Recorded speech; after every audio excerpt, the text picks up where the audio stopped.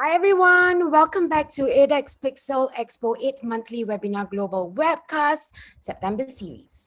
So as one knows that this event happened every 8th of the month, and where we come together to convene over united cause, which is our love for diving and also the oceans. So for this session, we are going to be talking about the dive media. So let me just reintroduce our panel of speakers. And our first speaker is, of course, Simon Pritmo. With over 25 years of experience. Simon has pioneered mixed gas deep diving in Asia and been involved in technical diver training, exploration, and equipment manufacturing. Today, he writes about books for divers, mostly recently Scuba Exceptional, Become the Best Diver You Can Be, and Diving with Divers, A Taste of Adventure. Our next speaker is, of course, Peter Symes from Denmark. Peter hails from Denmark, with a master's degree in biology and media and communications. Peter is a former research scientist specializing in aquatic ecology and ecosystem modeling and restoration, and is the founder, editor-in-chief, and publisher of X-Ray Magazine and Aquascope Media. Next, of course, is Bernie Chowdhury, is the founder and also a co-publisher of the International Technical Diving Magazine. A world-class diver, Explorers Club fellow and author, and a recognized expert on extreme sport diving. He also makes documentary films and is a frequent lecturer. Our next speaker is, of course, John Thet. John Thet is the publisher, editorial, and also creative director, which first embarked his first publication in 1993, started with Dive publication in 2001 with the first issue of Scuba Diver Australasia as creative director, and one of the pioneer member of the Asian Geographic Magazines Private Limited in 2005. Succeeded as a publisher, editorial director with both print and digital publication under his belt, which are Asian Geographic, Scuba Diver Australasia, Scuba Diver Ocean Planet, and Asian Diver, and also an online media platform, uw360.asia. He has gone from strength to strength with more than 89 awards and is still actively involved with the editorial and creative direction. And is relentless to bring dive media to new heights. And lastly, the moderator of this session is, of course, David Stride. And David has a wide background in diving and is a former field editor for Asian Diver Magazine and also a fellow of the Explorer Club. So herewith, I'd just like to invite everyone that is tuning to this session, do like, comment, and share this post at a commentary of this FB Live, and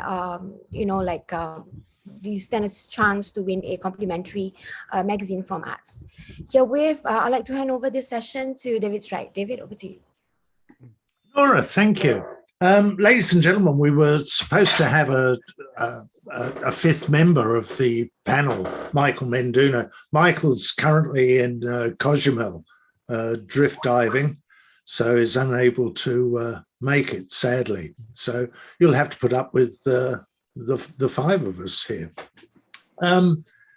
Ladies and gentlemen, each of the panelists are people who have, through their work, made an enormous contribution to the growth and development of diving through the written word and through their publications. So without further ado, let me start asking a few sort of relevant sort of questions about the media and about their particular role in it. And just to start, by the way, Bernie reminded me a little earlier of the passing of the publisher of Wreck Diving magazine, Joe Porter, who Bernie has died of COVID, regrettably so.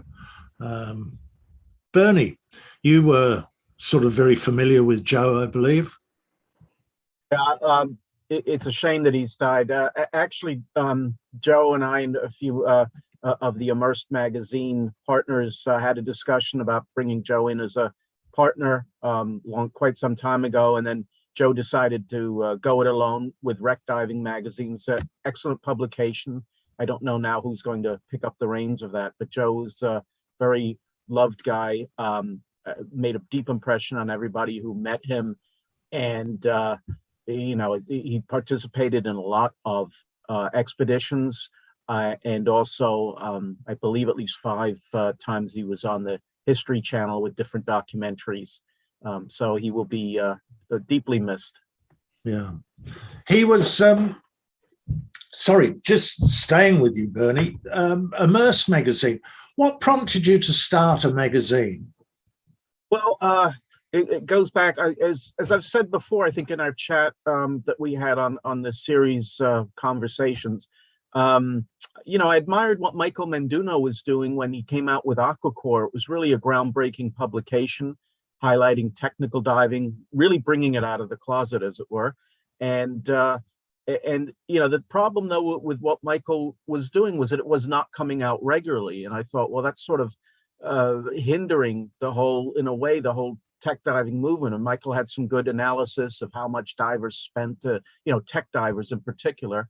And a few people, including John Griffiths, who of course started Ocean Management Systems, OMS, dive equipment company, Kevin O'Brien, who became the CEO of Immerse LLC, which put out our magazine, and Michael, we had a discussion about taking over the business management of Aquacore, and obviously that didn't work out. And I told Michael I have an idea for a whole bunch of different, I think it was 15 or so quarterly publication themes and all of that sort of thing. And Michael's, oh, well, what are they? I said, well, if we work things out, then, I'll let you know. Otherwise, I'm going to start my own publication.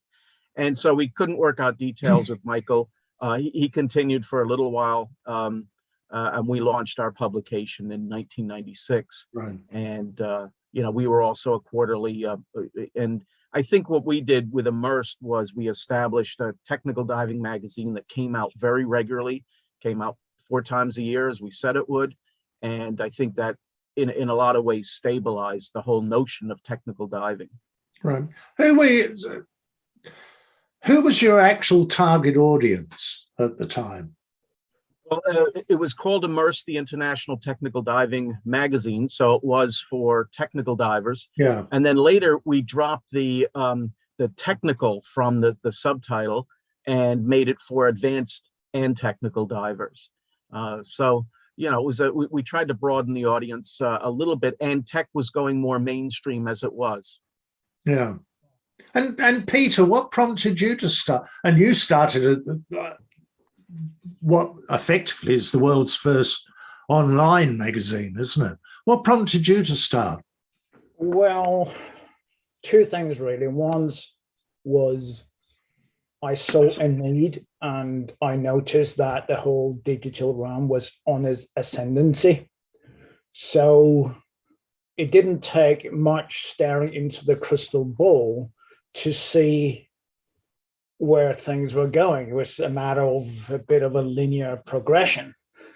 We founded this magazine way back, and we started tinkering with it way back in 2001, 2002. So that's nearly 2 decades ago. Yeah. And just to put that timeline into a bit of perspective, Facebook didn't come around until 2008.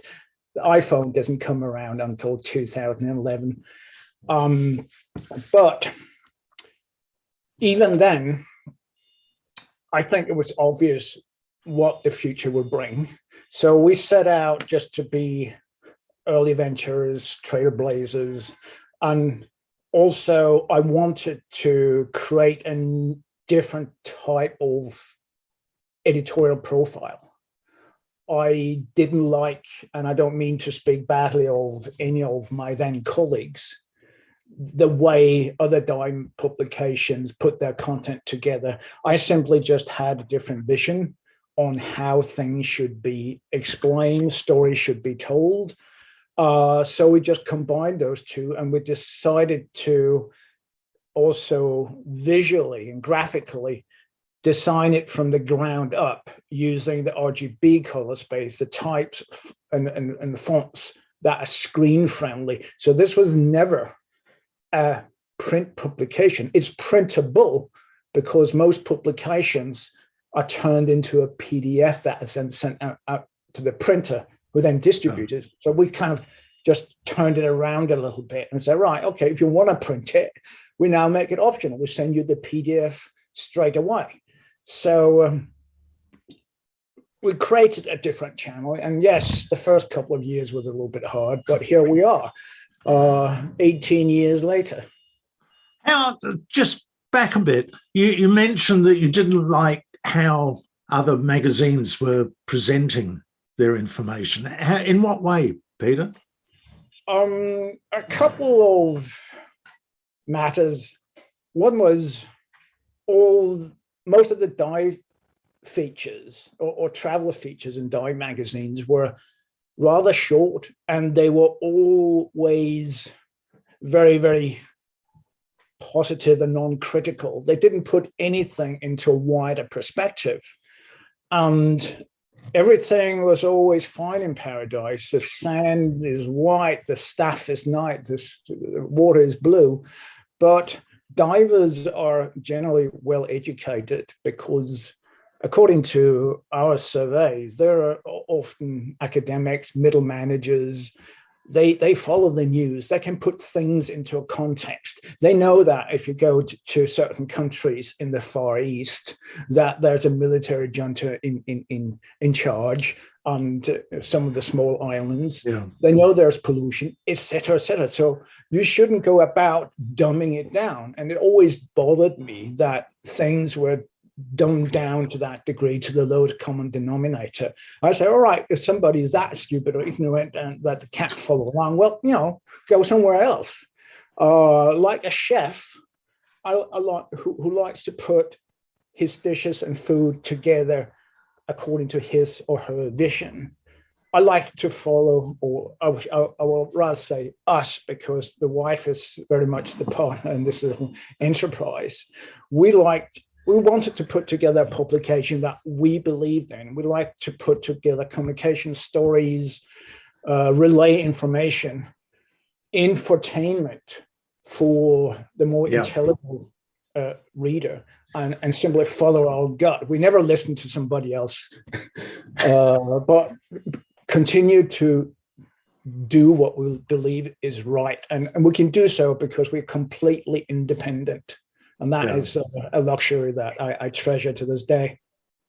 And John, what about your raft of publications, including, of course, Asian Diver and the Scuba Diver? For me, is that the publication is, I put it as a role model for the industry. And the other way is that, and also giving back to the industry back, that where because of, if I publish as I wish, I think is, I need to listen more from the community, diving community, and I need to give it back to the ocean, and I need to give it back to the industry. The way I give it back to the ocean is that I will educate a lot of conservation. And second one there is that I want to give it back to the industry is that I need to grow this industry. I need to feed in somebody that who didn't notice that it is already they already published it, something. So like I need to find a way to have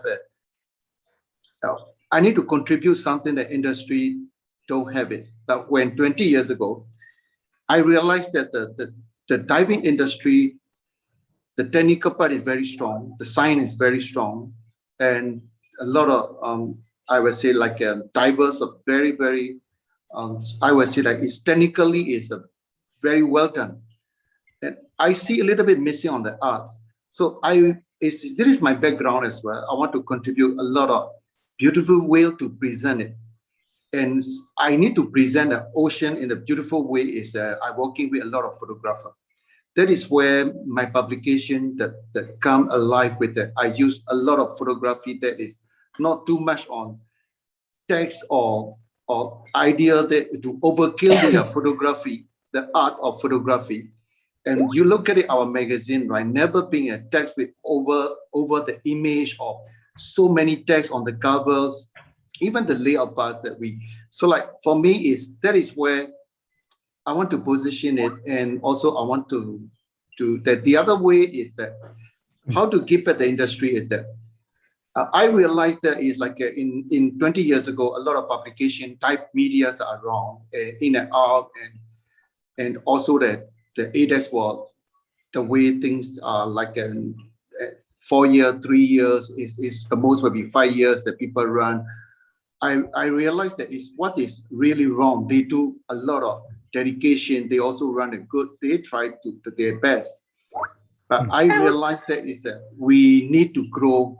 I need to contribute to influence more diverse. So if I can, in my publication or my event, that is can be create non-diverse to become attracted to them, that they will be start picking up, then they want to start learning. They become diverse, and you never know 3 months time they will become another step. They will become another step, and also like a dead diving itself, and they will be interested in history itself. So like for me is I want to attract a lot of non-diver to become a diver. To create that visually have to be very attractive. So that is where I try to contribute in my times that all the publication had to be a world-class standard layout in terms of presentation, and make speakers, make writers, make photographers looks good. That is where I want to give it back.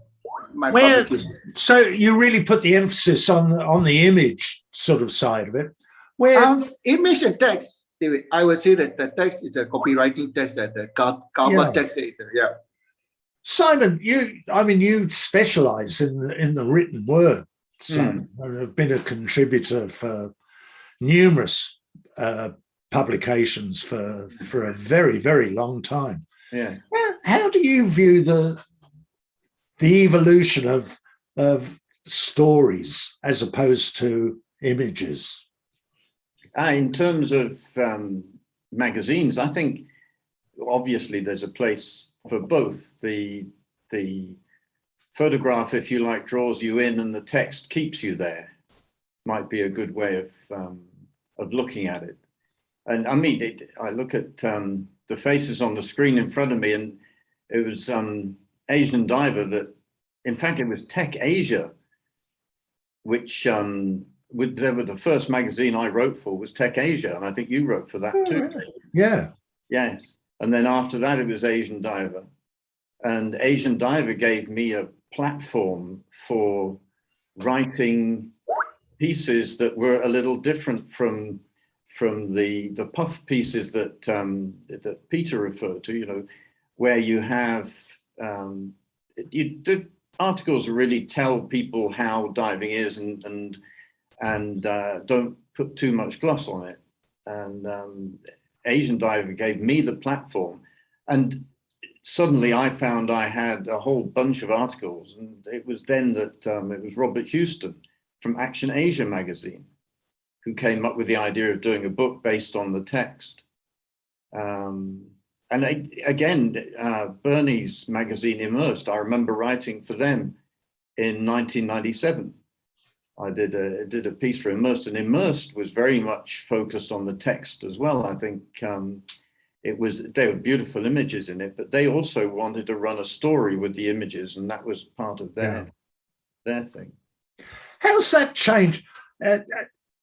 Over the years, the emphasis of the editorial has changed dramatically. Or it seems to me that it has. There's more of a focus now on destination advertising, for example, as opposed to equipment or technique. Do you notice, Bernie, have you noticed any sort of change in that area? Well, I know that, like Peter, I was very frustrated in a lot of ways. And 1995, 96, 95, of course, we were just getting the publication together from a business standpoint. But 96 we actually launched in January.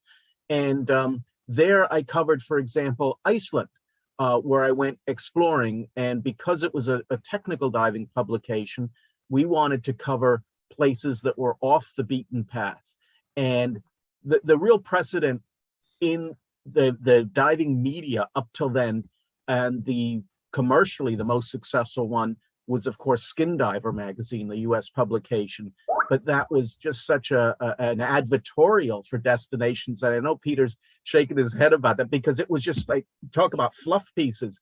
Yeah. It was done just to sell the resorts, and of course the advertising was built around that. We didn't do it that way. We did the text, we did the destinations that we thought were exciting. And of course with Iceland, I'd featured the dive into Silver Hillier Cave, which is now, that's in Thingvellir National Park. And today, that is a great place for recreational divers even to go, because there's a vast open water area, and people even go snorkeling. They have tours to do that. There was none of that there, of course, when I first went.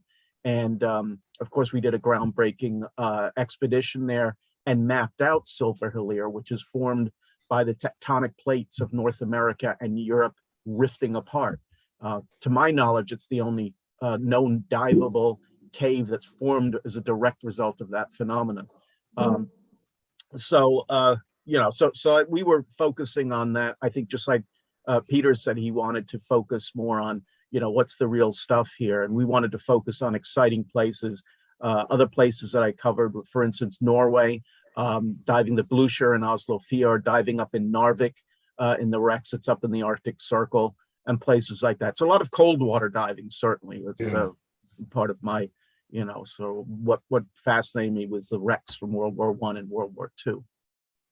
But that's one sort of type of destination advertising. The other type that seems to me to be more and more prevalent is the ones that, and it's something I've used before, but so forgive me, but it starts off the typical destination article.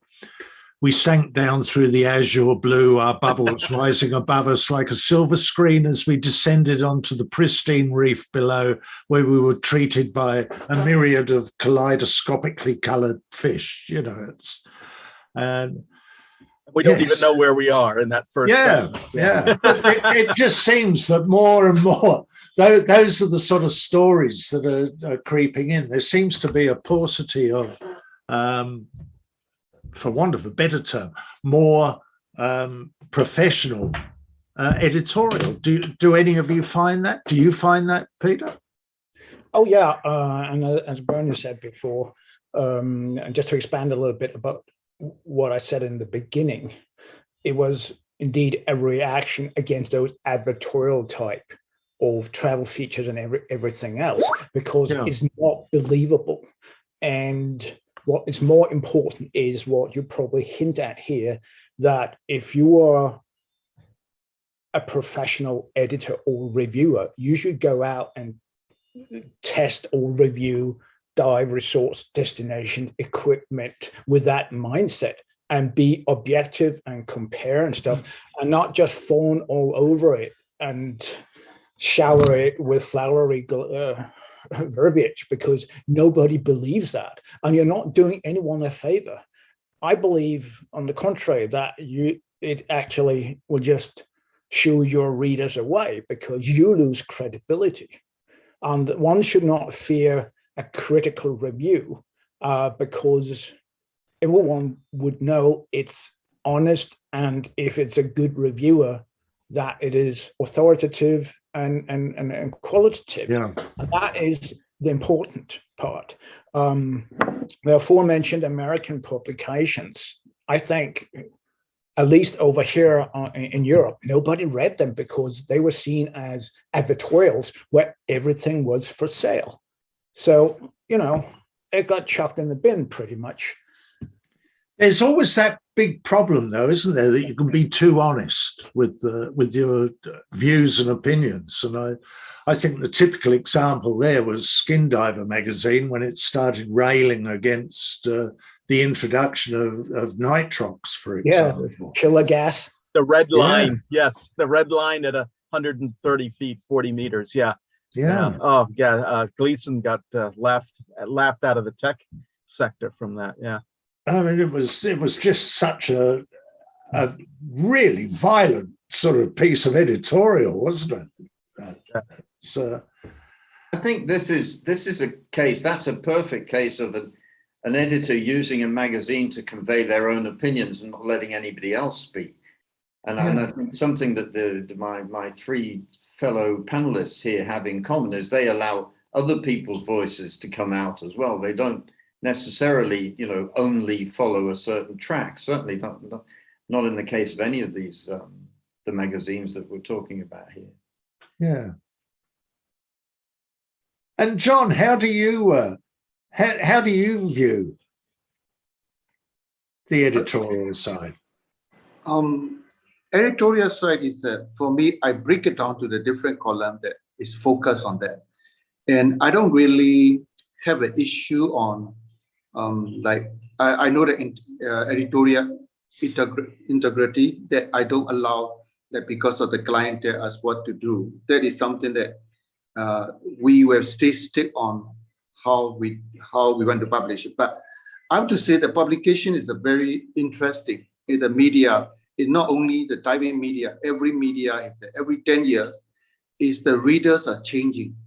So this is a challenge that we have to face. And like I would say that in the generation of my 30 years ago, the generation that people who more into an editorial, there is a reading, and reading is the most important one.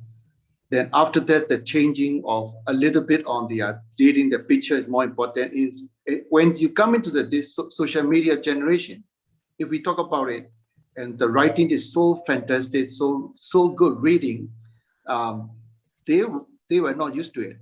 Some of the new generation, they will say they don't read text like that. They only read like this because of the online media. They don't do magazine format. They don't do a PDF format.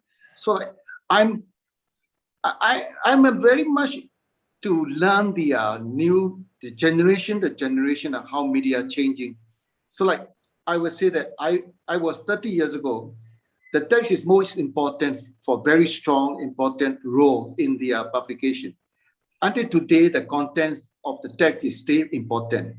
I believe in a text is very important to drive it, but I think visually how we tell the story. So I like to work with always like to work with yin and yang. I like to work with old and new how the real good writers. I rather present as a good writer to be making longer text than writer text. I change it to the infographic kind of things to how to present the new generation to be get it and understanding. So like I can attract more new generation, more young generation diver to become diver, or they will become the next step level.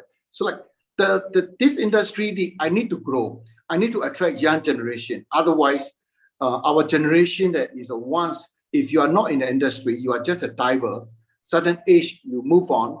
So that is where our challenge in the past, especially in Asia, I would say that is something that we need to, I have to understand. So like this is now we are facing a visual war. So like the visually very important, but I believe in the copywriting is the cover text is very important. For the title text is people before they read, they read the intro, they read the title. So like the writing is still very important role. But with the print medium, in the past, sort of sales would have certainly sort of helped pay some of the costs. Now, of course, sales seem to be in decline, don't they? Yeah, big challenge for the print media because of young generation, they don't buy magazine.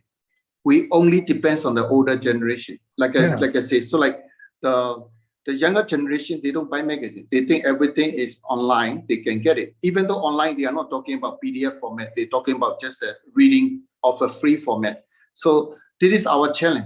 So what I do was I'm doing the format change. So like I have to change every 10 years of the way we behave in our media itself. So this this situation, I changed my media to be a bookazine kind of format. So every issue is like a books. People want to have a same topic that I want to focus on. So I will be just, that's the reason why I created the issue. I appreciate you and Michael Hell for the history about Thet diving, the whole thing about Thet diving. So like, I'm creating the bookazine kind of format. That is where, so like, even though young generation, they getting this story about where to dive, what kind of equipment they want to review, they can get it online, but they will still buy the books or magazine that is become a character edition for them. That is where I'm going to how do each of you, all of you, regard advertising?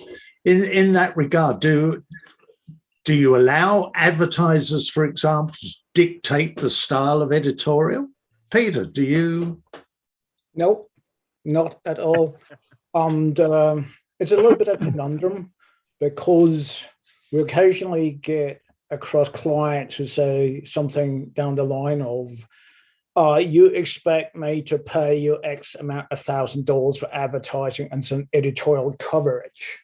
And you expect me not to have any influence over it or any say in the content. And I said, yep, that's right. Because it's a slope. You would eventually drift into doing advertorials. You turn the client into a copywriter and editor. I just close that door. And I look people straight in the eye and say, hey, look at the stories that we do. We do nice stories. We do nice critique. If you have a good product, if you render really good services, if you stand by what you do, you have nothing to fear. And if we find something is not quite right, then we will tell you. And you can use that to improve your product. We never go out and do scathing reviews. We tell things as it is. I mean, I sometimes use the example, how would you compare an old Volkswagen buggy against a hypercar? They're both designed for different purposes. So you review a resort or piece of dive gear on the basis of its intended design criteria, and you can discuss how well the designers, the constructors, how have they succeeded with it.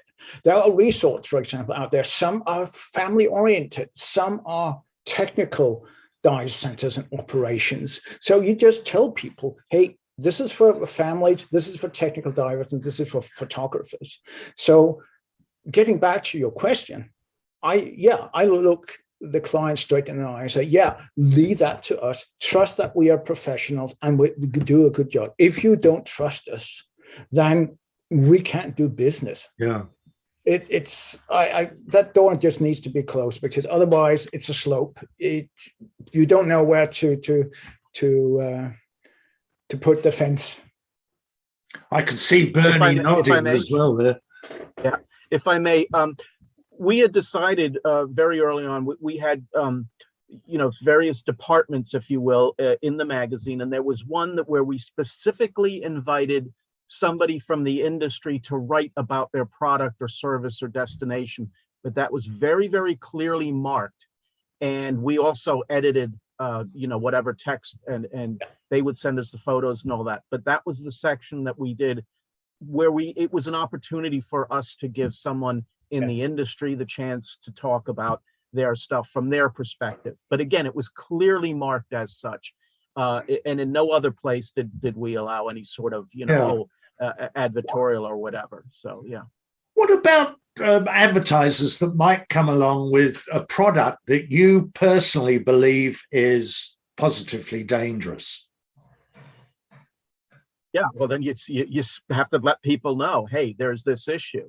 You could let the manufacturer know. I had an interesting thing when I was teaching. I taught tech diving for about 10 years, and there was a particular lift bag that was just horribly designed, and it would go up and it would start flopping around and then lose its gas and then come back down. And I actually spoke to the manufacturer at DEMA, and they said, oh, we've never heard that before. It's like, how could you not? The way that they had designed the straps on this thing was terrible. It just would not hold the gas, and my students were frustrated. And then, you know, as I was observing it, I said, "Oh yeah, okay, it's the way where they've got the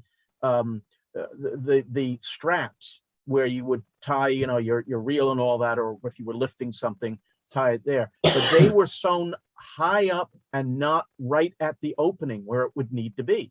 So, you know, that is something that we definitely told people about. So you And, actually helped the manufacturer. Well, Yeah, I don't think they listened, quite frankly. Oh. The guy I spoke to at DEMA said, "Oh, we've never heard that before." I said, "Well, you know, here, have a look at your bag." And Yeah. the one thing I do have to say, I admired Lamar Hires of Dive Right. He would actually go in the water once a week. He was in the water, product testing his own gear to try to make it better. And I think that, and especially for tech divers, that was very, very important. And these other guys with this particular lift bag clearly had not done their homework. So yeah, it is a dangerous situation.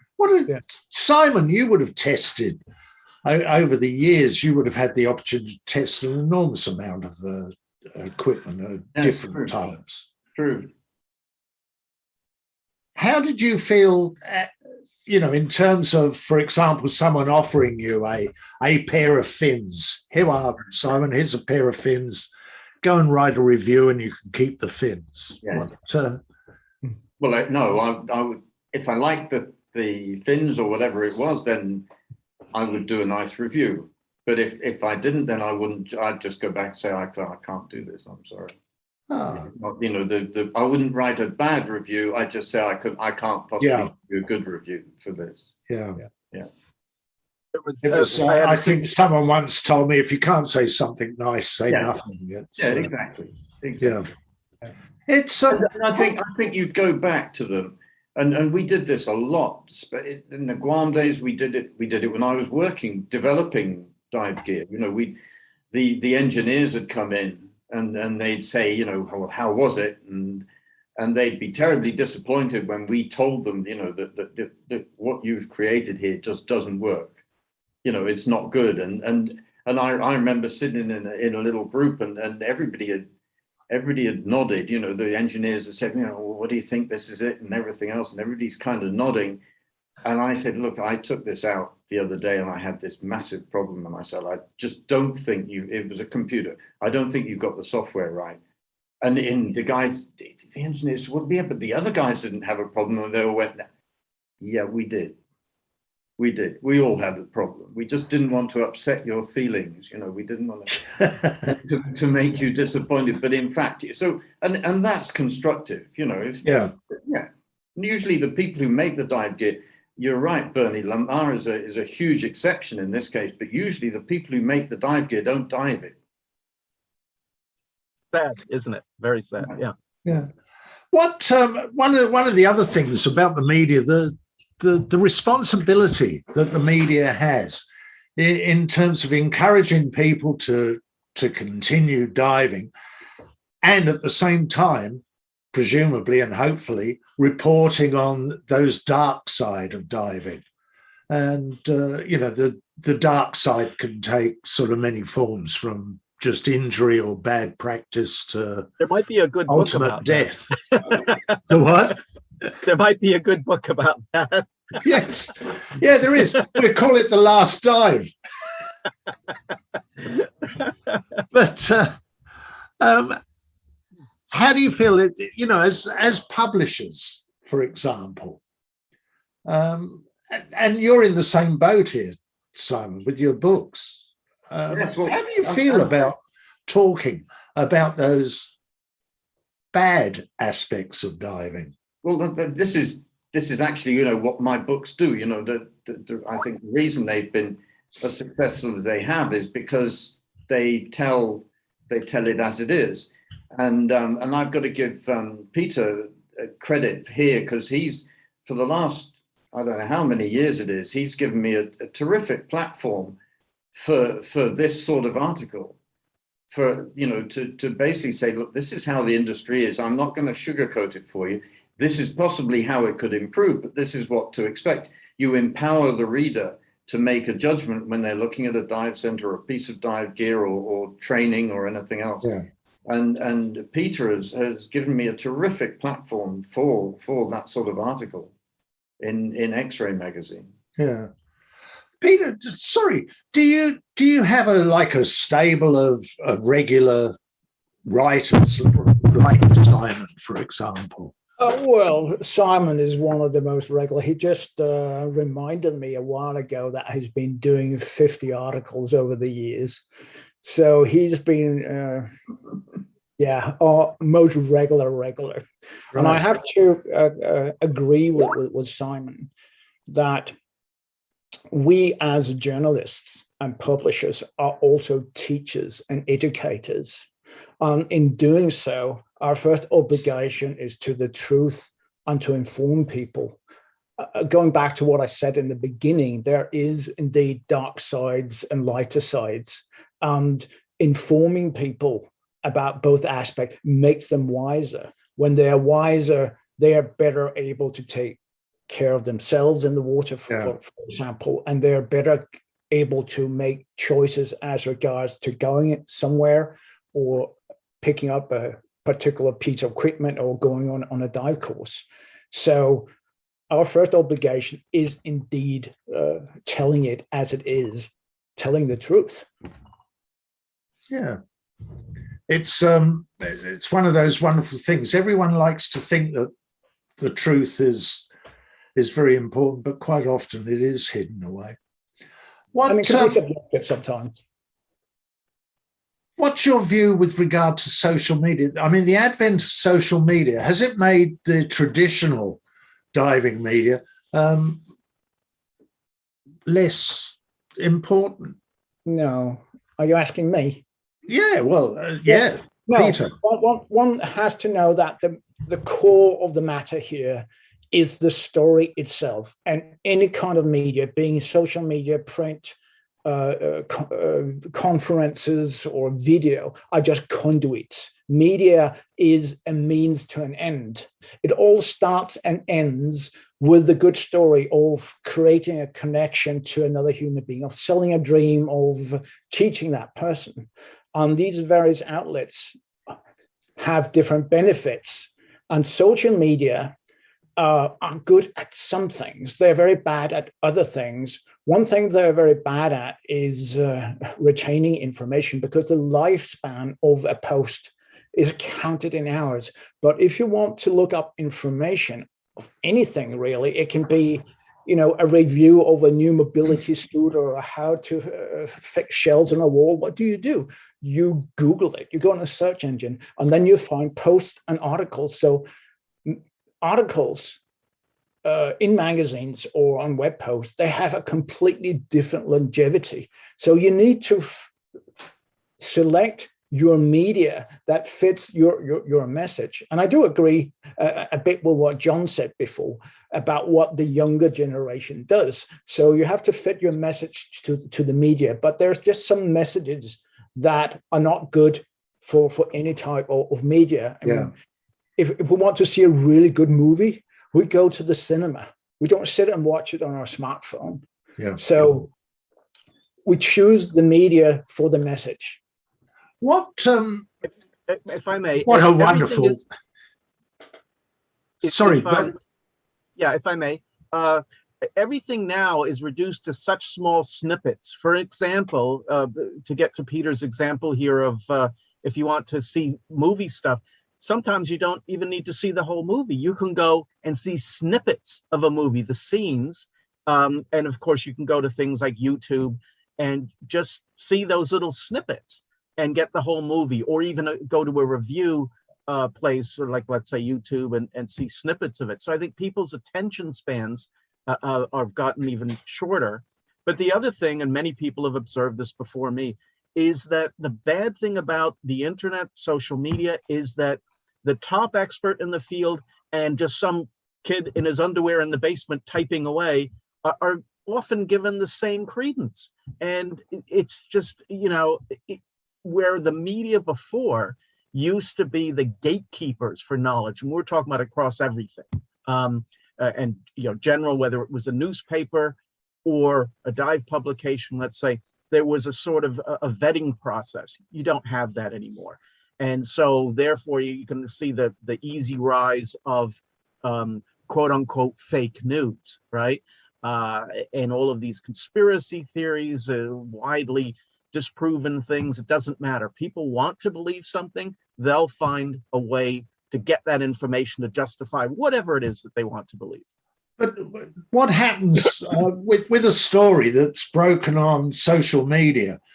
How do publications, for example, that have relatively long lead-in times in terms of telling that same story, how do they maintain a freshness and attract readers?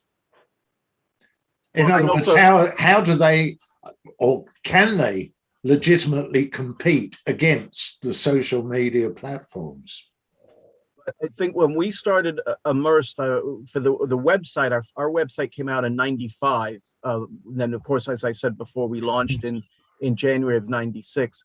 The purpose of the website was to get people subscribing to our magazine. It was a different world then. We did it toward the end of Immerse, look into digitizing the publication as Peter has done with his, and you know, there were a lot of drawbacks to that from a business standpoint.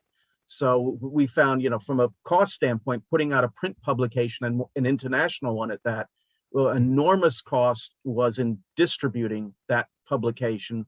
Of course, design was also a big cost.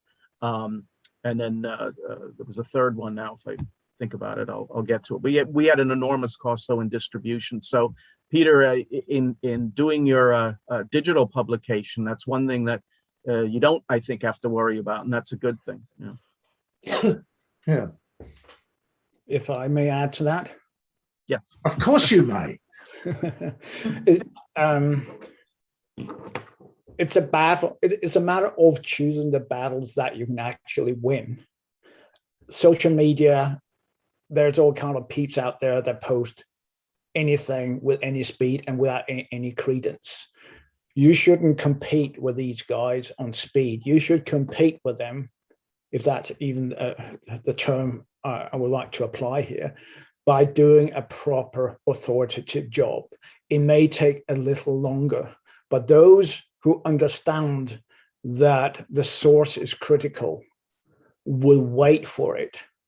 I would not stoop to that level of posting things today if I can do a proper job tomorrow.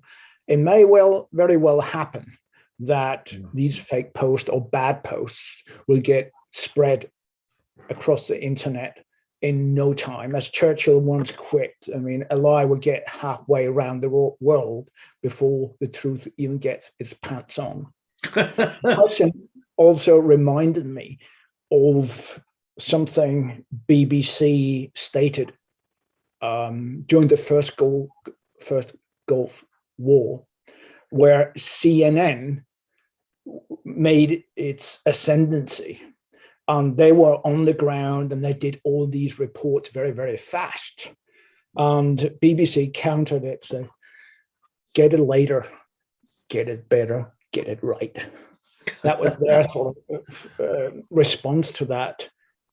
And granted, okay, CNN made their name back in that day.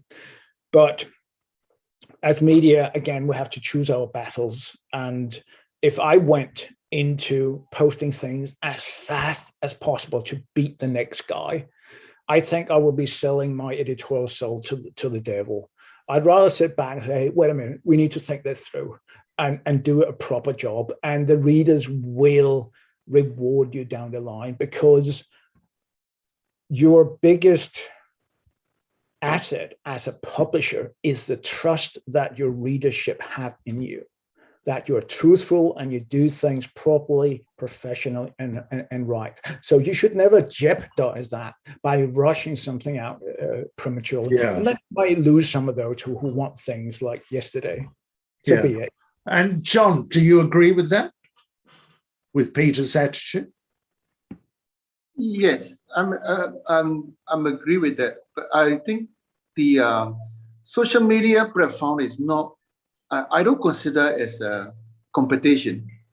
I look at it as to be fair, after social medias are coming out, most of our medias are suffering actually anyway, because of the advertising. They will go for the quick response, this kind of things, that online and all of that. Still, I look at it as a supplement for something. We can look at it in the positive way. We also can be, but don't forget that the posting of social media is not a media background. Media is an industry itself. Not everyone can be, because you have computers, you can become a media. This is where the media profession is. We don't call it managing director, we call it publisher. So like that is something, this is a very, for me, social media we can treat as a supporting of what we want to let different generation to achieve. We use it, but not our contents to share. So like it is a different things that we can use. Same thing to coming out from others like Instagram and things, because generation it keep changing. The way I cannot keep attracting to 40 years and above readers all the time. One day they move on, they have a different thing, they have less interest. I will have a difficulty to attract 20 years. So like I need to keep changing what is the, like I say, every 10 years, every decade, the readership and followers and industry is keep changing. Like what you say, that it used to be the good review products is very good to read. It's 20 years ago, and somebody really carry, and people really follow somebody to put it. Today, somebody would rather watch the video and you print down, and they want to see that real products that you show, you're talking on a video, you're doing the YouTube and watch it. So like how we can balance on these two, that how we can attract. So why people will be keep reading our magazine as a media, as a reader, as a trust, why I should be read. And some of the information that is, we cannot be using as the time is changing. We cannot be using as in the magazine format. It's some we have to change it and keep it as a social media. Some we have to keep it as our, so we have to grow ourselves. That next step, what is next for our media to be grow, and how we can be changed. For me, I believe in the adapt change. The change is very important. If we cannot change our attitude or our integrity, things will not follow us. The things is coming up, the new generation keep coming up. So like, I will rather appreciate than I against it. I will appreciate what is new tools are coming up. We use it wisely, but I will not use it as a media because of social medias are published by anyone, not a media industry player or trained media, not a journalist. Yeah. So in other words, the publication will lead the social media rather than social media leading. Publication will be sure there is what I agree with Peter on. The publication will lead it as we publish things that is correct. We publish things that research, and we publish things that is so social media. You can paste it today, tomorrow you can delete it. 3 days later you will not see it. So anyone can publish it as just for the quick fame on it. So like social media is like, because of it's also free. People don't like, oh, everything I can learn from Facebook and everything I can learn from it. They don't look at it as a learn. They are just like the killing times, or they just look at it as a thing. So like. For me, is how can we use them rather than we against them. If you cannot beat them, you join them. For me, how I join them, you can use this to reach your media, many people out there. You can reach more people, right? So like last time we tried to sell 10,000 copies, and now we can reach 10,000 in the social media. How we can reach? We give the message, we give the editorial there, how strong we can present. Why people were attracted. So like for me, I will take it as a positive way of working together to going forward for our next generation media. I have to say, I suddenly realized, having asked that question about social media, and I suddenly remembered that that's exactly where we are right at the moment on social media. It was, we're getting sort of perilously close to the end of the session, but very sort of briefly, one at a time, What's your view of the media leading into the future? The dive media, the specialist dive media, not the broad sort of media. Simon, what? I think if you, I mean, the various what Bernie and John and Peter have talked about is you look at how people consume media, and you adapt what you do to the consumer, because they're, after all, they're the people you reach. You can't do what you know. Peter, for instance, was way ahead of his time with the online magazine, but he saw that that's how people would be consuming media in the future. You know, this is what I think it was 2001, 2002, something like that. Peter, yeah, and he was looking at how people, and lo and behold, that's where they went. And he constructed a magazine that suited that next generation. I think things are changing all the time. With my scuba series books, for instance, of course, I put out a paperback, and I thought it was very daring when I took, you know, to do an ebook. And I thought, well, the ebooks will sell to the younger generation. And after a couple of years, fortunately, I got some advice from an Australian lady who writes books, and she was touting the virtues of audiobooks. And to me, audiobooks are something that my grandma used to listen to. You know, when she couldn't, her eyes wouldn't work anymore. And I thought, you know, a dive book, you put a dive book on audio. But luckily, I believed her and put all the series onto audio. And most months, the audio version sells more than the paperback and the ebook. Really? And the way that people consume it is they listen to it on their phone.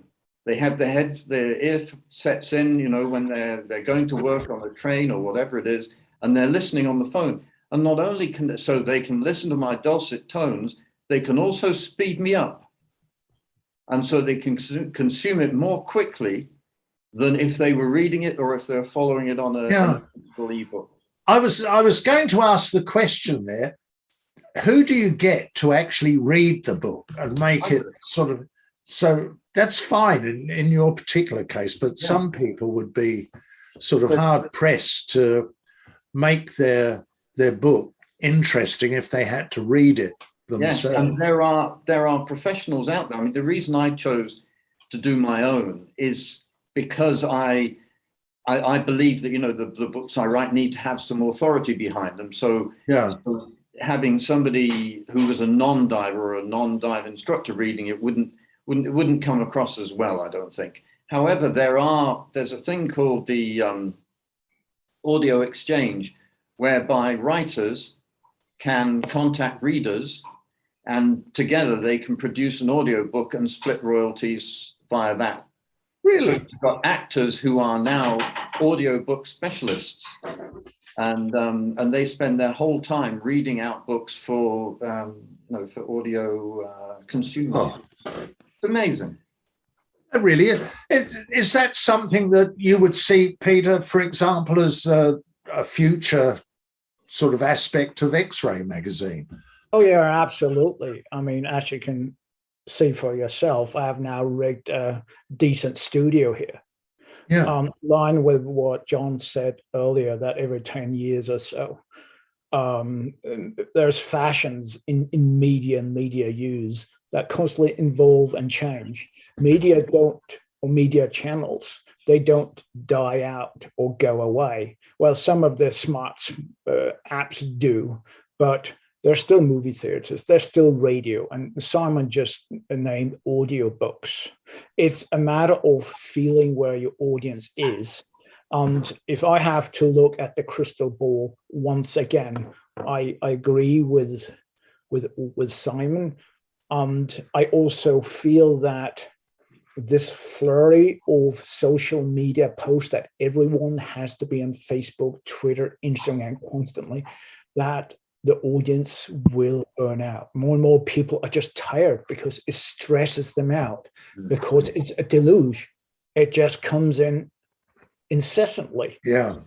A lot of people are simply tiring of it. And I think we are seeing the trends just very slowly just the beginning of it, the audience will revert to the classic media simply because their brain hurts from all that noise on social media, because again, it is incessant. And once you let go of it, you go, oh, that's actually pretty nice, actually. You don't miss it. Yeah. It can stress you out because it is addictive. It is proved. I mean, it sets off serotonin or something in your brain that makes you feel good. Hey, John, would you sort of agree with that, John? A cold turkey waning yourself have over podcasts, media. But once you're for over example. that, and you're not going to miss it. Once you sign out, you just live fine. Yeah. And that's the trend that I will see. I would say for the media is, David, I think every industry need media. Media is very important role for the industry. But I will feel I wish that our industry would be more appreciate, especially diving industry, more appreciate all the medias, all the dive medias, books, writers, speakers, and contributors, photographers. I really wish that our industry player will be more appreciate dive media on to. They should know that the medias are contributing to the industry. It's not just like people try to sell advertisement. It is something that is a sad thing about the industry. That is I feel it because I'm a media. I feel it because I don't feel that it's really our industry appreciate our dive medias. And some they think that is that I'm a dive master.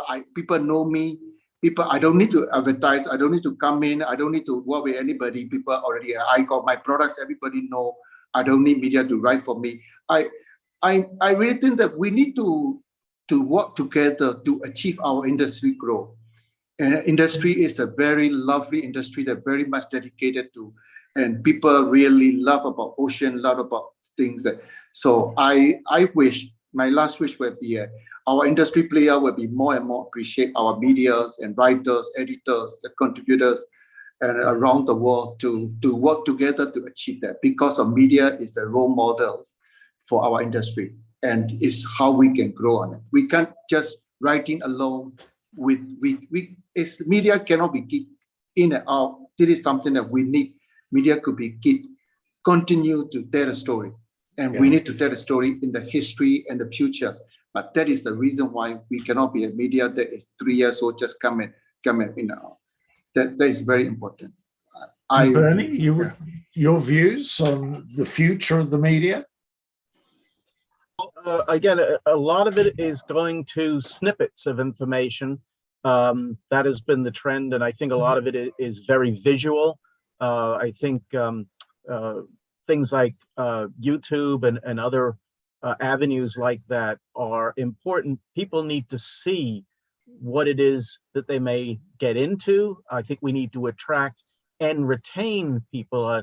Dick Long, the founder of the dry suit company DUI, and a former DEMA board member, would like to say we're very good at getting people into scuba, but not good at retaining those people.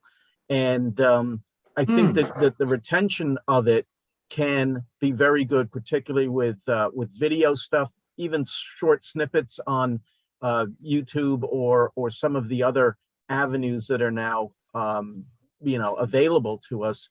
I think are going to be very, very important in the future. Yeah. Well, gentlemen, I think we're sort of come to the end of our time. We've actually sort of gone slightly over time. So I'd like to thank each of you very much indeed. Peter, thank you for coming all the way from Denmark, and Bernie from the USA and getting up early, and Simon locked away in Hong Kong, and of course, John in Singapore. And Nora, over to you. Thank you so much, David. And foremost, I'd like to say thank you to all the speakers for this really insightful dialogue that we talk about traditional media and also new media. Very interesting topic that was brought forth. So thank you so much for this sharing indeed. So for everyone that is still tuning in, please do stay tuned to the next session, which is happening shortly, titled Underwater Photography Tips and Tricks with Matthew Meyer, which is going to be in 20 minutes time at 7:30 p.m. So once again, thank you so much to all. And I look forward to hopefully seeing all of you in person sometime really soon. Thank you, Nora. And thank you, everyone. Bye. Thanks, everyone. Thank you.